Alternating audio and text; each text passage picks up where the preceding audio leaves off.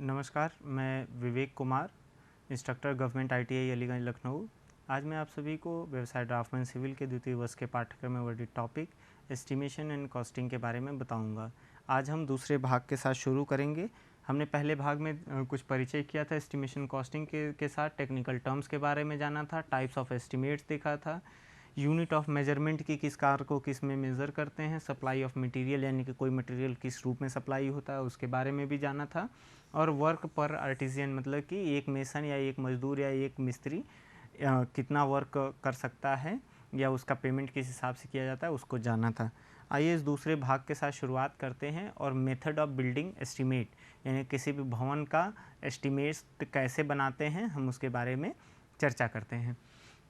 देखिए, जब हम बात करते हैं मेथड ऑफ बिल्डिंग एस्टीमेट्स की तो हमें कहना पड़ता है कि पहले हम पढ़ेंगे individual wall method. Individual wall method या इसको जनरली हम लोग लॉन्ग वॉल या short wall method, long wall and short wall method भी बोलते हैं। इंडिविजुअल वॉल मेथड में क्या होता है कि आप किसी एक दिशा में बनी हुई सारी दीवार को लॉन्ग वॉल मान लेते हैं और उसके विपरीत दिशा में बनी हुई यानी उसके 90 अंश के दिशा में बनी हुई दीवार को आप शॉर्ट वॉल अमूमन मान लेते हैं। तो लॉन्ग वॉल का जो कैलकुलेशन होता है वो आउट टू आउट होता है, मतलब सेंटर लाइन से आप एक विड्थ जोड़ देते हैं, मतलब आधा लेफ़्ट साइड और आधा राइट साइड अगर मैं कह सकूं। इस चित्र में अगर मैं दिखाऊं तो आप देखिए यहाँ जो सेंटर टू सेंटर डिस्टेंस है, इस मतलब ये एक प्लान है किसी 2 कमरे के मकान का या 2 कमरे के भवन का। ये अंदरूनी साइज़ 4 मीटर गुणे 6 मीटर, 6 मीटर गुणे 6 मीटर ये अंदरूनी साइज़ आपको बताया गया है। इसके जो सेंटर टू सेंटर डिस्टेंस है वो 10.60 10.60 मीटर्स है। अब देखिए, ये सेंटर टू सेंटर डिस्टेंस है। लॉन्ग वॉल की जो दूरी होती है वो कहाँ से कहाँ तक लिया जाता है, आउट टू आउट। मसलन आप यहाँ से कंसीडर करेंगे, ये जो डिस्टेंस होगी ये लॉन्ग वॉल की डिस्टेंस मानी जाएगी। तो देखिए, सेंटर लाइन में आधा इधर का और आधा इधर का, मतलब ये वाला डिस्टेंस हम जब ऐड कर देते हैं सेंटर लाइन डिस्टेंस में तो हमें मिल जाता है लॉन्ग वॉल की डिस्टेंस। तो ये फार्मूला हमारे पास निकल के आता है centre to centre length plus 1 width, आधा इधर जोड़ा आधा इधर जोड़ा तो कुल मिला करके 1 विड्थ हो गई। तो ये लॉन्ग वॉल की लंबाई हो जाती है। इसी तरीके से जब शॉर्ट वॉल की बात आप करते हैं तो देखिए, लॉन्ग वॉल तो आपका यहाँ से इस तरीके से ये पूरा लॉन्ग वॉल हो गया, इस चित्र में आप देख पा रहे हैं ये पूरा लॉन्ग वॉल हो गया। इसी तरीके से यहाँ नीचे भी ये इस दिशा में ये लॉन्ग वॉल हो गई। अब शॉर्ट वॉल कौन सी होगी, शॉर्ट वॉल यहाँ से यहाँ तक ये जो मेज़र आएगा डिस्टेंस आएगी ये शॉर्ट वॉल होगा। तो देखिए, शॉर्ट वॉल के साथ समस्या क्या हो गई कि सेंटर लाइन से ये वाली डिस्टेंस माइनस कर दी गई। सेंटर लाइन डिस्टेंस जो है ये आधा इधर माइनस कर दी गई, तो कुल एंड में क्या होता है, एक विड्थ लेंथ माइनस हो जाती है। सेंटर लाइन में से एक विड्थ लेंथ माइनस कर देते हैं तो वो हमें मिल जाता है शॉर्ट वॉल की डिस्टेंस। अब सेंटर लाइन मेथड में क्या होता है, सेंटर लाइन मेथड में सेंटर टू सेंटर लेंथ में से नंबर ऑफ जंक्शंस, जंक्शंस मतलब कितने, 1 2 3 4 5 6 7 8, इन नंबर ऑफ जंक्शंस को हाफ विड्थ में मल्टीप्लाई कर देते हैं और घटा देते हैं सेंटर लाइन से। तो जो कैलकुलेशन हमें मिलता है वो हमारा कैलकुलेशन होता है centre line of each item, मतलब हर एक आइटम का जो सेंटर लाइन से हम कैलकुलेशन करते हैं वो इस प्रकार से करते हैं। आगे जब हम कुछ एग्जाम्पल के साथ समझेंगे तो ये बेहतर आइडिया इसके बारे में लगेगा। हम बात कर लेते हैं लाइफ ऑफ वर्क, मतलब जो भी कार्य हम कर रहे हैं, सिविल निर्माण कार्य कर रहे हैं, उसका एक अनुमानित कितना उम्र होता है, कितना लाइफ स्पैन है। तो उसको समझने के लिए हम ये चार्ट का मदद लेंगे। ब्रिक वर्क, लाइम और सीमेंट में तो ये लगभग 100 साल या उससे ज़्यादा इसकी उम्र होती है। मिट्टी के साथ अगर ब्रिक वर्क किया गया है तब भी वो 100 साल से ज़्यादा उम्र होगी। अगर ईंट की बनी हुई आर्चेज़ हैं तो 100 साल उम्र होगी। इसके साथ फ्लोरिंग में अगर देखेंगे, ब्रिक ऑन एज अगर फ्लैट फ्लोर है तो 40 साल तक वो काम करेगा। सीमेंट कंक्रीट फ्लोर है तो 50 साल तक चलेगा।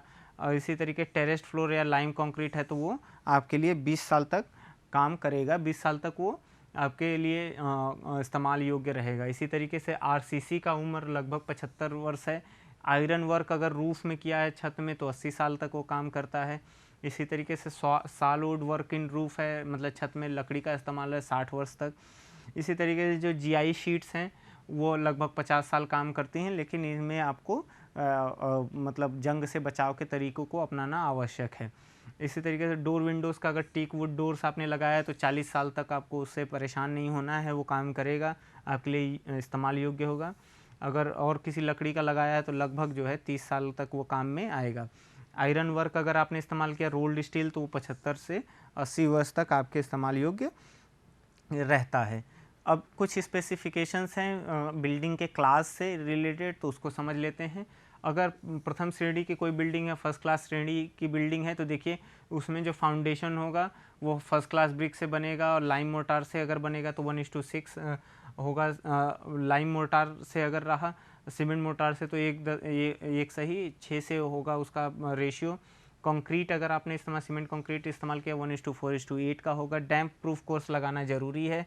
सुपर स्ट्रक्चर की अगर बात करेंगे तो फिर से वहाँ पे फर्स्ट क्लास ब्रिक होगा, और जो मोर्टार इस्तेमाल किया जाएगा 1:6, यानी जो ईंटों को जोड़ने के लिए, दीवार बनाने के लिए जो मसाले का इस्तेमाल किया जाएगा वो 1:6 रेशियो में। 1 क्या है सीमेंट है, 6 क्या है आपका फाइन एग्रीगेट है, या जिसे लाल बालू कह सकते हैं आप। रूफिंग में छत में क्या होगा, अगर आरसीसी इस्तेमाल कर रहे हैं तो उसका हाइट कम से कम 3.7 मीटर होना चाहिए। फ्लोरिंग में अलग अलग आप फ्लोरिंग मटेरियल इस्तेमाल कर सकते हैं, लेकिन उसमें भी कुछ कैटेगरी बनी हुई है, जैसे फ्लोर्स बाथरूम में डेडोज लगाने पड़ेंगे, और जो कमरों के फ्लोर है मोज़ाइक होना चाहिए, या और भी टाइल्स का इस्तेमाल आप कर सकते हैं। फिनिशिंग की बात अगर करें तो 12 mm का प्लास्टर उसमें लगा होना चाहिए, और प्लास्टर का जो रेशियो हो 1:6 का हो। इस तरीके से वाइट वॉशिंग उसकी होनी चाहिए जो 3 कोट में कम से कम किया गया हो।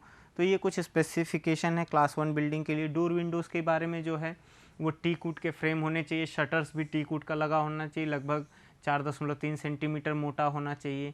सारे फिटिंग्स मतलब लैचेज़ और हिंजेस किससे होने चाहिए, ब्रास के बने होने चाहिए ताकि जंग वगैरह ना लगे। तो इस तरीके से कुछ चीज़ें हैं जो क्लास 1 बिल्डिंग में होता है। जब हम वही सेकेंड क्लास बिल्डिंग की बात करते हैं तो फाउंडेशन में फर्स्ट क्लास ब्रिक लगा होना चाहिए, सीमेंट मोर्टार का इस्तेमाल किया जाना चाहिए, डैम्प प्रूफिंग कोर्स 2 सेंटीमीटर मोटी होनी चाहिए, और जो कंक्रीट होगी डैम्प प्रूफ कोर्स में जो कंक्रीट का इस्तेमाल किया जाएगा 1:2:4। इसमें 1 क्या है सीमेंट है, 2 फाइन एग्रीगेट, 4 कोर्स एग्रीगेट है। सुपर स्ट्रक्चर में सेकेंड क्लास ब्रिक का हम इस्तेमाल कर सकते हैं लाइम मोर्टार के साथ। रूफिंग में आरबी रूफ भी हो सकता है, और उसके साथ ही आप एस्बेस्टर शीट वगैरह का इस्तेमाल कर सकते हैं। फ्लोरिंग में ये 2.5 सेंटीमीटर मोटा तो होना ही चाहिए। और इसी तरीके से जब फिनिशिंग की बात करेंगे तो सारे वॉल पे 12 mm का मोटा प्लास्टर लगा होना चाहिए। प्लास्टर 1:6 सीमेंट मोर्टार का होना चाहिए। इस तरीके से डोर विंडोज़ की बात करेंगे तो फ्रेम आरसीसी के भी हो सकते हैं या वेल सीजनड लकड़ी के भी हो सकते हैं, टीक वुड होना ज़रूरी नहीं है। इस तरीके मिसलेनियस की बात करें तो रेन वाटर के लिए पाइप अलग से प्रोवाइड होनी चाहिए, इलेक्ट्रिकल फिटिंग सैनिटरी फिटिंग सारे उसमें होने आवश्यक है अगर श्रेणी 2 का भवन है तो। यहीं थर्ड क्लास बिल्डिंग की अगर हम बात करेंगे तो फाउंडेशन क्या होना चाहिए, ये सन ड्राई ब्रिक यानी कि धूप में सुखाई हुई ईंटों का बन सकता है जिसकी मजबूती बहुत कम होगी। सुपर स्ट्रक्चर यानी कि दीवार बनाने के लिए हम सेकेंड क्लास ब्रिक का इस्तेमाल कर लेंगे। रूफिंग में टाइल्स हो, बम्बू हो, वुडन सपोर्ट यानी लकड़ी के सपोर्ट पर हम बैम्बू लगा करके, बांस या और भी लकड़ियाँ इस्तेमाल करके ऊपर टाइल्स, यानी हम नॉर्मली अगर पहाड़ी क्षेत्र में है तो स्लेट का इस्तेमाल कर लेते हैं, मैदानी क्षेत्र में है तो मिट्टी से बनाई हुई टाइल्स का भी इस्तेमाल हम कर लेते हैं। फ्लोरिंग में क्या होता है, अर्दन फ्लोरिंग होती है, और उसमें जो काऊ डंग यानी गोबर के साथ हम सीमेंट का पेस्ट बना करके उसका लेप भी लगा देते हैं, तो वो भी इस्तेमाल किया जाता है थर्ड क्लास बिल्डिंग में। डोर विंडोज़ क्या है, ये आम के लकड़ी का या कोई नॉर्मल जो मिलने वाली लकड़ी है उसके ये दरवाजे और फ्रेम, पैनल्स और फ्रेम बनते हैं, तो कोई प्रॉब्लम नहीं होती है। अब हम एक यहाँ पर उदाहरण के साथ एस्टिमेशन का कार्य करेंगे। देखिए ये हमने एक मेसनरी प्लेटफॉर्म है, प्लेटफॉर्म का मतलब एक मंच समझ सकते हैं जिसमें जो चारों तरफ दीवार बनाई गई है वो ईंट की बनाई गई है। देखिए अब ये इस तरीके से ये दीवार इतना ऊंचा करके ये आरसीसी का हमने आरसीसी का स्लैब डाल दिया, लेकिन ये क्या है आपका वॉल है, दीवार है, और ये किससे बना हुआ है, ब्रिक से यानी कि ईंट से बना हुआ है। तो इसको बनाने के लिए कितना मटेरियल इस्तेमाल होगा उसके बारे में हम पढ़ेंगे। इस चित्र में आप देख पा रहे हैं कि इसकी लंबाई और चौड़ाई के बारे में लिखा हुआ है। जब हम इस प्लेटफॉर्म को ऊपर से देखेंगे यानी कि इसका प्लान देखेंगे तो आपको दिखेगा कि ये लेंथ इसकी 5 मीटर है और ये वाली जो विड्थ है ये 6 मीटर्स है। जो इसका चौड़ाई है, दीवार का जो बाहर से दिख रही चौड़ाई है वो 40 mm है,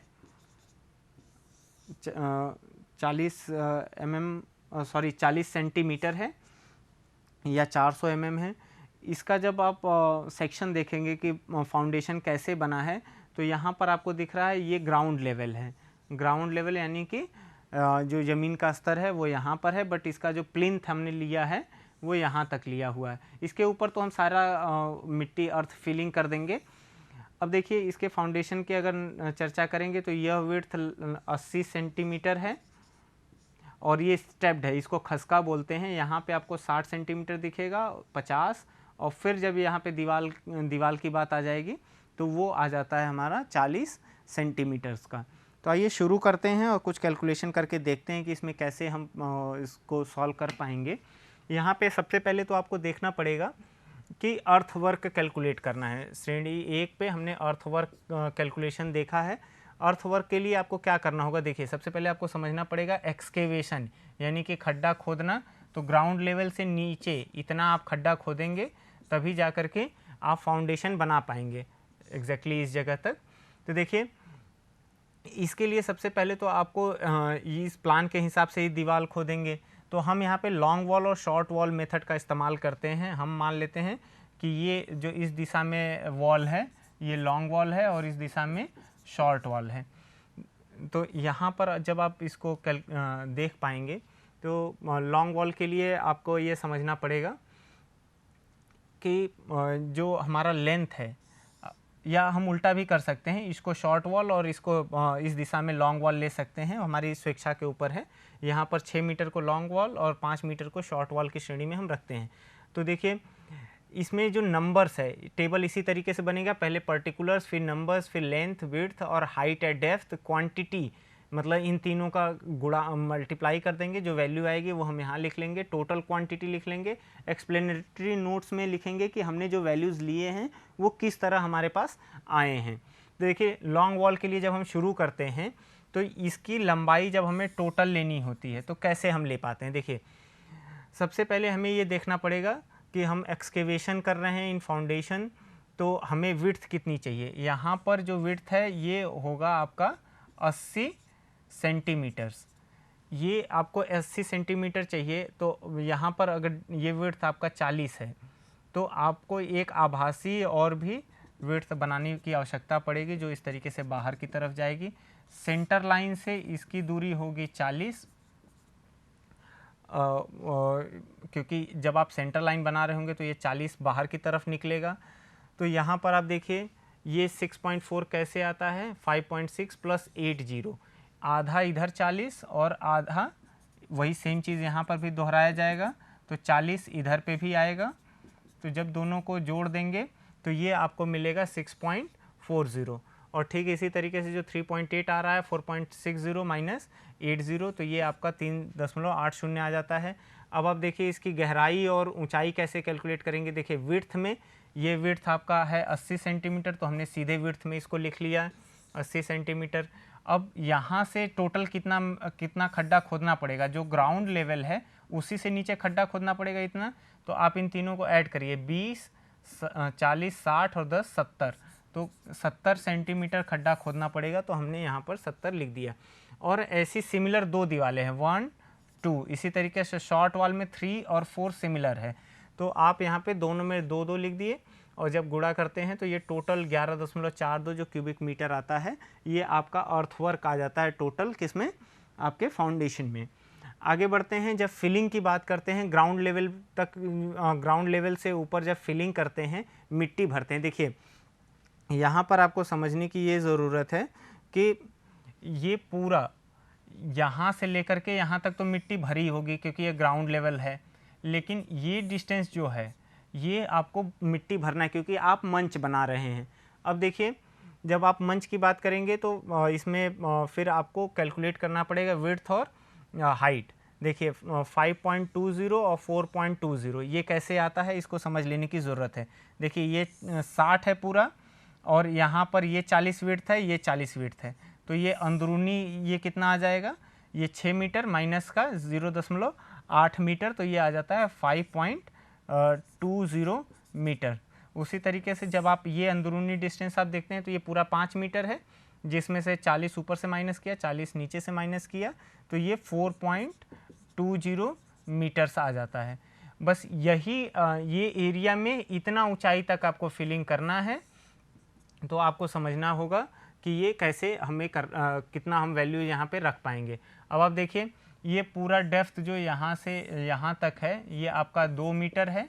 अगर हम इसमें से ये डिस्टेंस जो कि हम यहाँ पे जो इस केस में कंसीडर किए हैं 0.75 मीटर्स, ये 0.75 मीटर्स है, मतलब हमारे ग्राउंड लेवल अगर हम इसको देखेंगे ऊपर, ये ये जो विड्थ है हमारे स्लैब से 2 मीटर था, तो इसकी विड्थ जो 7.5 सेंटीमीटर है उसको सब्ट्रैक्ट किया हमने, या कह सकते 7.5 सेंटीमीटर जब हमने सब्ट्रैक्ट किया तो हमें ये टोटल जो हाइट मिल जाती है वो 1.93 मीटर्स मिल जाती है। अब देखिए विड्थ हमारी ये है, लेंथ ये 5.2, विड्थ 4.1 और ऊंचाई 1.93, तो जो टोटल वैल्यू आ जाती है वो 42.15 क्यूबिक मीटर आता है, जो हमने अर्थ फिलिंग किया हुआ है अपने ग्राउंड लेवल से प्लेटफॉर्म के ऊंचाई तक। अब उसके बाद देखिए जो एक महत्वपूर्ण चीज़ बच जाती है इसमें वो है दीवाल। दीवाल आप देखिए कहाँ से कहाँ बन रही है, ये जो पीसीसी ये आरसीसी किया हुआ है हमने, रीइंफोर्स्ड सीमेंट कंक्रीट से बनाया है, इसके ऊपर यहाँ तक पूरा दीवाल बना हुआ है। तो जब हम इसके बारे में डिटेल पढ़ रहे होंगे तो हम इसको समझने का प्रयास करेंगे कि लॉन्ग वॉल और शॉर्ट वॉल को हम कैसे कैलकुलेट करेंगे। देखिए हमने लॉन्ग वॉल इसको माना था, इस दिशा में हमने लॉन्ग वॉल माना है और इस दिशा में हमने शॉर्ट वॉल माना है। तो देखिए जब हम फाउंडेशन की बात करेंगे सीमेंट कंक्रीट, सबसे पहले तो हम इसको कैलकुलेट कर लेते हैं। ये जो आरसीसी है ये हमने 1:4:8 इसका मतलब क्या है 1:4:8 आरसीसी हमने ये किया हुआ है, या सीमेंट कंक्रीट रिइंफोर्स्ड नहीं है तो सिर्फ सीमेंट कंक्रीट है। 1 क्या है सीमेंट, 4 क्या है आपका फाइन एग्रीगेट और 8 है कोर्स एग्रीगेट। तो इसको इस सीसी को आप कितने एरिया के लिए करेंगे, तो देखिए सबसे पहले आपको समझना पड़ेगा कि ये कितना विड्थ है, ये 80 सेंटीमीटर है। सेंटर लाइन से 40 लेफ्ट और 40 राइट आपके लिए, मेरे पास यहाँ पे जब मैं इसको बना रहा हूँ तो ये राइट और लेफ्ट उल्टा हो जाएगा, ये आपको समझ लेना है। जब हम इस चित्र में आएंगे तो आप देखिए मैं एक लाइन बना देता हूँ, बाकी आपके लिए वो दिशा निर्देश हो जाएगा। अगर ये सेंटर लाइन मैं बना देता हूँ यहाँ पर, तो देखिए सेंटर लाइन की अगर मैं बात करूं तो इसका विड्थ हो जाएगा 6 मीटर माइनस का 0.4 मीटर्स, मतलब 5.6 मीटर्स। ये क्या होगा सेंटर टू सेंटर डिस्टेंस हो गया। जब हम 80 सेंटीमीटर मोटा जब आरसीसी सीमेंट कंक्रीट का बेस यहाँ पे लगाएंगे तो यह सेंटर लाइन से कितना बाहर जाएगा, ये एक आभासी लाइन बाहर की तरफ बनेगी जिसकी चौड़ाई 40 लेफ्ट होगी और 40 राइट की तरफ होगी। तो इस तरह से जो अब मेरा लॉन्ग वॉल और शॉर्ट वॉल का डिस्टेंस आएगा वही यहाँ पर भी होगा, मतलब एक लाइन यहाँ पे बनेगी जो 40 बाहर इधर होगी और 40 अंदर की तरफ इधर होगी। तो अब जो लॉन्ग वॉल और शॉर्ट वॉल का आपके पास कैलकुलेशन आएगा उसको समझने की ज़रूरत है। देखिए लॉन्ग वॉल तो आपका फिर भी यहीं तक रहेगा, लेकिन शॉर्ट वॉल की लेंथ में आपको अंतर मिल जाएगा, और लेकिन लॉन्ग वॉल के विड्थ में आपको अंतर मिलेगा। देखिए लॉन्ग वॉल आपका सीधे सीधे 6 मीटर हो गया यहाँ पर 6 मीटर, और प्लस का जब शॉर्ट वॉल इसके इधर बनाएंगे तो आपको यहाँ मैंने बताया था कि 40 इधर लेफ्ट की तरफ आएगा, तो लॉन्ग वॉल यहाँ तक आ गया। तो देखिए सेंटर लाइन से 40 इधर और 40 इधर की तरफ आपका बना, तो लॉन्ग वॉल आपने ले लिया 6.4 मीटर्स, चौड़ाई ले ली 80 सेंटीमीटर्स, और इसका जो हाइट है, हाइट देखिए आप, यह जो इसका सीसी का है हाइट, ये 20 सेंटीमीटर है। तो हाइट आपने 20 सेंटीमीटर ले लिया, कैलकुलेट किया तो 2.05 लॉन्ग वॉल के लिए आ गया। वहीं शॉर्ट वॉल के लिए जब आप देखेंगे तो देखिए शॉर्ट वॉल में कुछ डिडक्शंस हो जाएंगे। मसलन क्या क्या डिडक्शंस होगा, ये सेंटर लाइन से 40 इधर की तरफ और 40 इधर की तरफ। अब शॉर्ट वॉल की टोटल लंबाई कितनी आएगी, देखिए शॉर्ट वॉल की लंबाई सिर्फ इतनी सी आएगी जो अभी मैं शेड कर रहा हूँ, ये शॉर्ट वॉल की लंबाई हो जाएगी। और ये सेंटर लाइन से कितना माइनस होगा, सेंटर लाइन अगर यहाँ पर है तो सेंटर लाइन में से 40 इधर माइनस होगा और 40 इधर की तरफ माइनस होगा। सेंटर लाइन की लंबाई कितनी है आपको यहाँ पे दिख रही है, 5 मीटर अगर टोटल है तो 20 यहाँ से माइनस करना था, 20 यहाँ से, तब आपको सेंटर लाइन मिलता।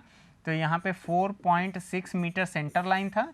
अब इस सेंटर लाइन में से जब आप 40 इधर से और 40 इधर से माइनस कर देंगे तब आपको मिलेगा शॉर्ट वॉल की लेंथ, और वो आती है 3.80 मीटर्स। विड्थ आपका वही रहेगा, 80 सेंटीमीटर इसका चौड़ाई है सीसी का, 20 सेंटीमीटर ऊंचाई है। कैलकुलेट करते हैं तो 1.21 क्यूबिक मीटर आता है। यह दोनों ही सीसी में था, इसलिए हम इसका समेशन ले सकते हैं। तो जो हमारा क्यूबिक मीटर में फाउंडेशन के अंदर जो सीसी सीमेंट कंक्रीट का इस्तेमाल किया गया है वो आपका 3.26 मीटर आया है। अब यहीं पे मैं बात कर लूँगा आपसे कि जो ब्रिक वर्क इन फाउंडेशन है उसको कैसे कैलकुलेट करते हैं। देखिए इसमें फुटिंग फर्स्ट और फुटिंग सेकंड से हमने डिनोट किया है। जब इस चित्र को आप देखेंगे तो यहाँ पे खसका कुछ इस तरह से बना हुआ है, इस तरह से खसका बना हुआ है, और फिर इसके बाद ये 40 mm की दीवार है। ये टोटल यहाँ पे जो टॉप पे जो विड्थ है वो 40 mm है, सॉरी 40 सेंटीमीटर, 400 mm है। इसकी चौड़ाई 50 सेंटीमीटर है और इसकी चौड़ाई आपके पास है 60 सेंटीमीटर।